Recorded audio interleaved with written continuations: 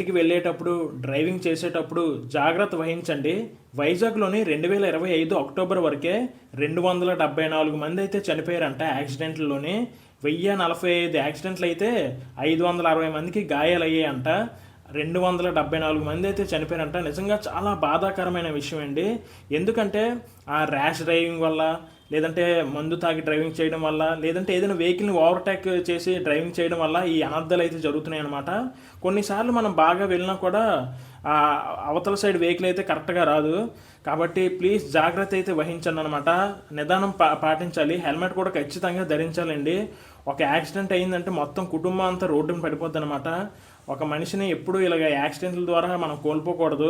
మన తప్పు అయితే ఎప్పుడు ఉండకూడదండి. అంటే మనం ర్యాష్కి వెళ్ళడం కానీ, లేదా తాగి వెళ్ళడం కానీ, లేదా ఓవర్టేక్లు చేయడం కానీ, ఇలాంటి తప్పు మనం ఎప్పుడు చేయకూడదు. ఇది కేవలం మన వైజాగ్లో అక్టోబర్ వరకు ఉన్న నివేదిక ఏంటి. ఇంకా మన వరల్డ్ వైడ్గా ఇంకెంతమందిని కోల్పోతున్నామో ఇలాగ యాక్సిడెంట్ల ద్వారా. ప్లీజ్ జాగ్రత్త వహించండి.